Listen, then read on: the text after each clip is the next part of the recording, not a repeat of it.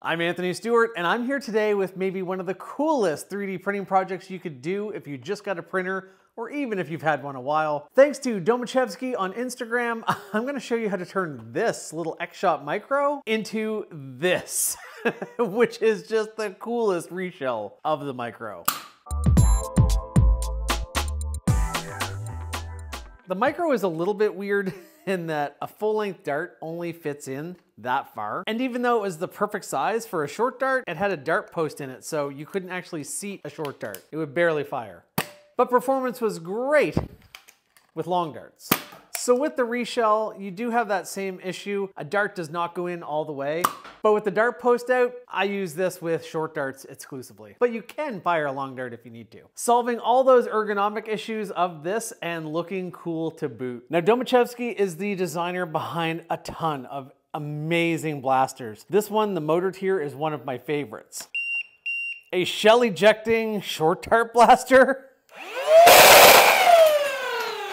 It's amazing, but obviously this is not an inexpensive or small project, which is why I think that this reshell project is so fun and so accessible, and you have something really cool you can show people the power of 3D printing with, the power of the modern Nerf hobby, and just have a cool toy to play with. This was under $5 Canadian. I used maybe $1 of filament, a little bit of time, and I have something really cool. The files were around $7 on Etsy, but you can make as many of these as you want for yourself personally once you have those files. If you're going to sell them or something, you do have to contact him or buy multiple licenses. Fair. I'm gonna show you how this all goes together. I also took out the air restrictor so that I could fit a short dart all the way in there.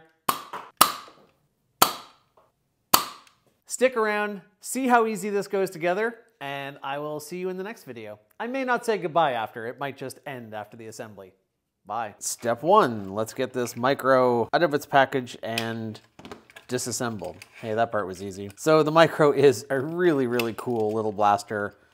Has a lot of pop for the size of it. It's really neat. We also have these old X-Shot darts in here. We might use those for something at some point. Let's open this up. The coolest thing to me by far is the fact that when this was designed, it's made to use all of the original hardware so that you don't need anything but the printed parts. That's incredibly cool. It makes this an awesome, awesome mod project.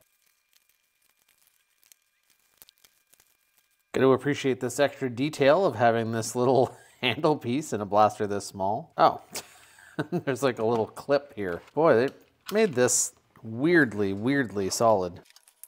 I would usually say use nylon pries, but we don't really care about these shell pieces.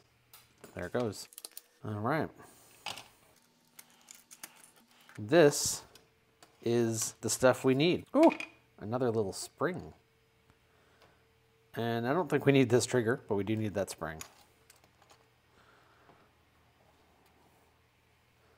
So we want to make sure we don't lose these. I'm going to set these parts inside the shell and use this as a little holder.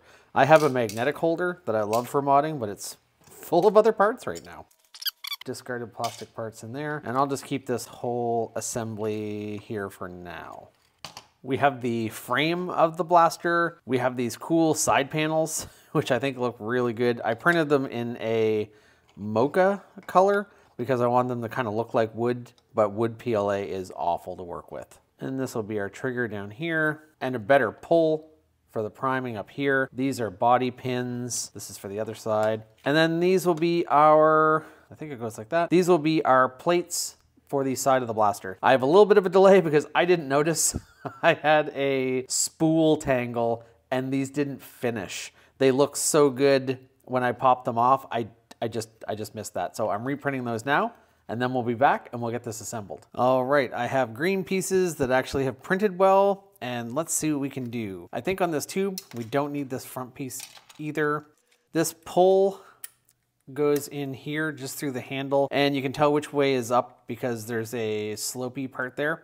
We put that in there. This part looks tricky. This requires the little tiny catch spring, and he does warn that it likes to go away. I'm going to sit this down in here first and see if I can kind of get a feeling for how it goes together. That just fits in there pretty well and easily. Already lost the catch spring. There it is. All right, so this does, I should take out the dart post and stuff so I can fire short darts.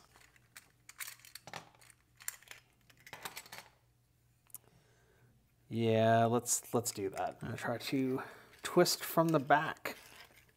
Oh, that worked pretty well. So I just reached in there and twisted all the stuff out. I'm glad I did that because that really took no time at all. I'm gonna leave those little prongs in there so that my dart doesn't slide back any further than that.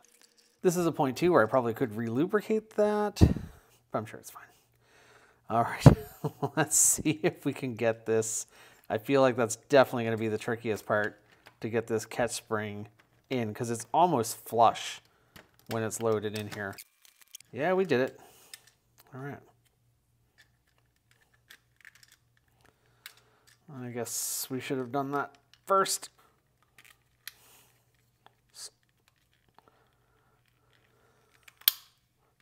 Okay, the spring is still in there, so we're looking pretty good. This piece goes in and overlaps like that. Oh, sorry, I'm kind of hiding things, aren't I? So this goes over like that, and I'm kind of holding it so that that spring stays in position. And then we are quickly going to try and move this stuff into position. Oh, I'm getting caught on here.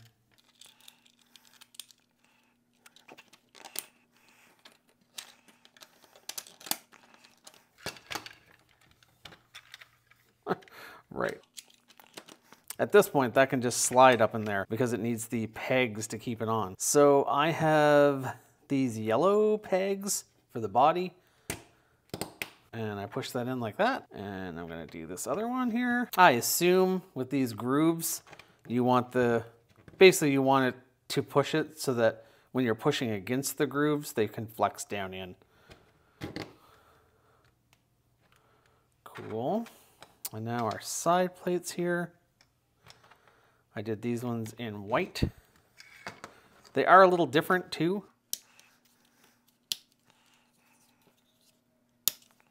And I might as well put the back in place too. Pretty stiff going through that many things. Sure there's a better way. That's pretty good though. So cool. All right. He suggested keeping a bunch of springs and using the longer springs where possible. Or sorry, not springs, screws. So I'll put a long screw in there. That seems to have bit in there pretty sturdily. Long screw in here.